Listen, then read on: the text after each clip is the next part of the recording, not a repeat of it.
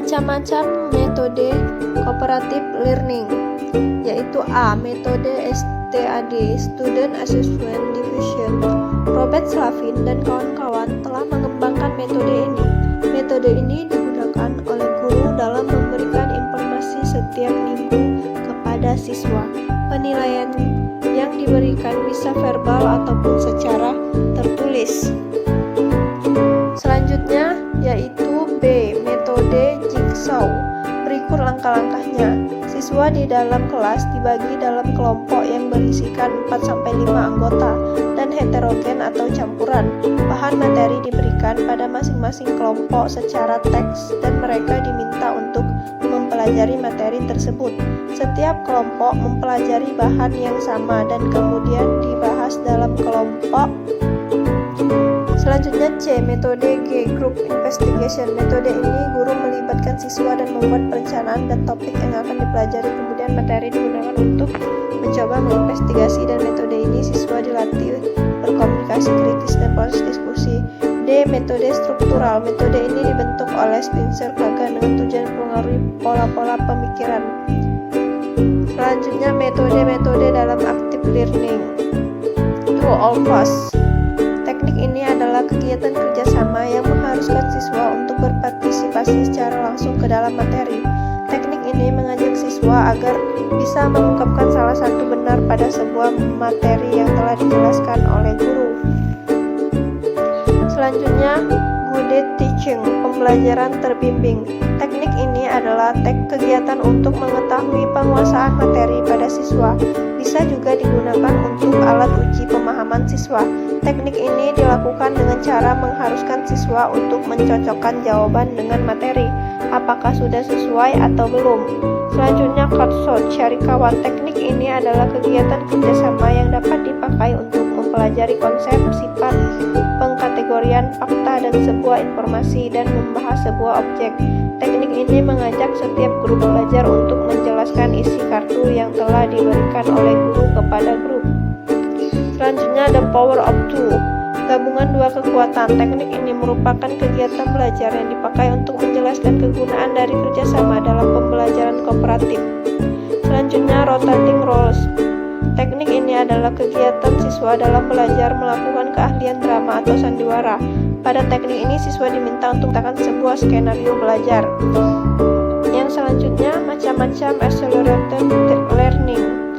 Yang pertama, teknik persiapan. Tahap persiapan berkaitan dengan mempersiapkan peserta didik untuk belajar. Ini adalah langkah penting dalam belajar. Tanpa itu, pembelajaran akan lambat dan bahkan bisa berhenti sama sekali. Selanjutnya, teknik penyampaian. Tahap penyampaian dalam siklus pembelajaran dimaksudkan untuk mempertemukan peserta didik dengan materi belajar yang mengawali proses belajar secara positif dan menarik. Teknik pelatihan. Tahap pelatihan integrasi merupakan intisari accelerated learning. Tanpa tahap penting ini tidak akan terjadi pembelajaran yang menarik. Selanjutnya, teknik penampilan. Belajar adalah proses mengubah pengalaman menjadi pengetahuan, pengetahuan menjadi pemahaman, pemahaman menjadi kearifan, dan kearifan menjadi tindakan. Penting untuk kita sadari bahwa tahap ini bukan hanya tambahan, melainkan menyatu dengan seluruh proses belajar. Baik, yang selanjutnya yaitu macam-macam metode dalam quantitative learning. Pertama, peta konsep. Peta konsep sebagai teknik belajar efektif. Peta konsep di sini lebih menunjukkan pada keuangan ide-ide pikiran sebagai catatan dalam grafis sebagai salah satu teknik belajar efektif. Peta konsep berupa ide pemikiran yang dituangkan dalam bentuk gambaran atau grafik. Selanjutnya, teknik memori. Teknik memori adalah teknik memasukkan informasi ke dalam otak sesuai dengan cara kerja otak. Dalam teknik ini perlu meningkatkan efektivitas dan efisiensi otak dalam menyerap dan menyimpan informasi. Selanjutnya, teknik kata-kata. Teknik ini menggunakan cara menyambung atau mengambil kata menjadi cerita yang menarik. Selanjutnya, teknik plesetan kata, yaitu menggantikan kata sulit yang ingin dihafal dengan kata yang bunyinya mirip asal. Selanjutnya, sistem pasak lokasi.